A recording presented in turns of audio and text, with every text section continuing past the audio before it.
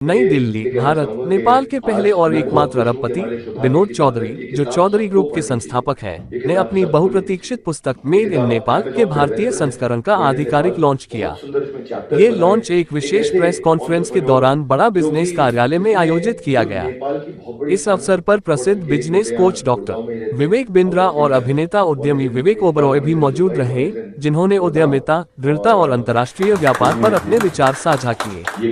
Made in Nepal Vinod Chaudhary की असाधारण यात्रा को दर्शाती है, एक छोटे पारिवारिक व्यवसाय से लेकर एक वैश्विक समूह खड़ा करने तक, जिसमें एफएमसीजी, हॉस्पिटैलिटी, इंफ्रास्ट्रक्चर और फाइनेंस जैसे विविध क्षेत्र शामिल हैं। ये पुस्तक संघर्ष, नवाचार और रणनीतिक सोच की एक प्रेरणादायक कहानी प्रस्तुत करती है, जो उभरते उद्यमियों और बिजनेस लीडर्स के लिए बेहद उपयोगी है। खाली कॉम्प्लेक्स के अलावा कुछ नहीं। आदमी कहीं भी जब पैदा होके कुछ भी कर सकता है कहीं भी। जब मैं अपने देश नेपाल का झंडा दुबई के जेएलटी ताज में फहराता हुआ आपने याद किया होगा, जब देखता हूँ तो मुझे लगता है कि मेरा जीना सफल हो गया, क्योंकि नेपाल ने ही मुझे 140 साल पहले मेरे दादा इंडिया से आए थे, लेकिन अभी चौथा जनरेशन, उसमें से कुछ नेपाल में है, कुछ बाहर है, सभी जगह हम लोग फैले हुए हैं, लेकिन फिर भी दिल 100% नेपाली है और जहाँ जाते हैं वहाँ नेपाल का झंडा लेके जाते हैं। मेरे ख्याल से ये बहुत ही अप्रोप्रिएट एक कॉम्बिनेशन है, क्योंकि मेरी अपनी खुद की कहानी एक नेपाल में जो भी हमारे ग्रुप ने सीजी कॉर्प ग्लोबल नेपाल में चौधरी ग्रुप कहते हैं, उसमें नेपाल में शुरुआत करके आज विश्व के बहुत से 500 कॉन्टिनेंट में हम लोगों ने जो भी किया है, जो कर रहे हैं, और उसके बीच में कितनी अड़चनें आई, कितनी मुश्किलें आई, लेकिन हमने हमारा सपना हमने उसको मूर्तता देने के लिए हम लोग लगे रहे।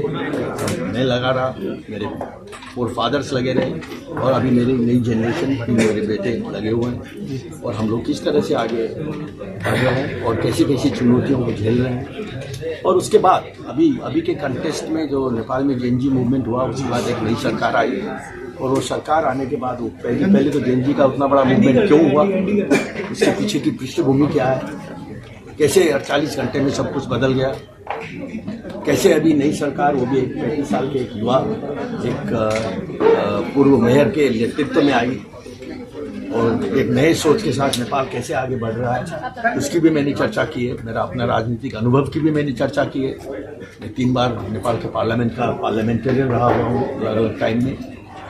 तो एक हिसाब से हम इसको ये कह सकते हैं कि एक नई पीढ़ी के लिए जिसका बड़ा सपना हो, जिसके मन में अगर ये कुंठा हो कि नहीं मेरे पास रिसोर्सेज की कमी है, मेरे फैमिली ने बहुत बड़ा कैपिटल बेस बना के नहीं छोड़ा है, मेरे पास मैं कोई बहुत बड़े बिजनेस स्कूल में नहीं गया हूँ, तो इसके कारण शायद मैं बड़ा काम नहीं कर सकता, उस सोचाई और उस सोच को चीरने के लिए, उसको बदलने के लिए मेरे ख्याल से एक अपने हम्बल रूप से ये किताब काम आ सकती है। सर, भारत से नेपाल तक इस सफर में क्या कुछ चुनौतियां रही हैं?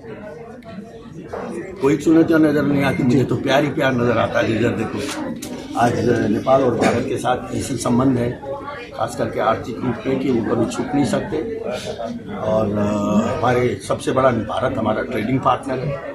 नेपाल के में सबसे बड़ा निवेश भारत का है। हमारे खुद के, हमारे अपने अनुभव से हमारा हेडक्वार्टर, हमारे इंडियन सब कॉन्टिनेंट का हेडक्वार्टर इंडिया में है।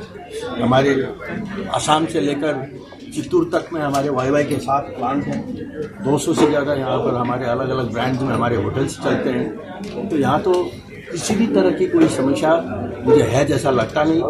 खुद में सोच होनी चाहिए, खुद में कुछ करने की वो कमिटमेंट लेवल होनी चाहिए, और सिस्टम के साथ मिल के काम करने की आदत होनी चाहिए।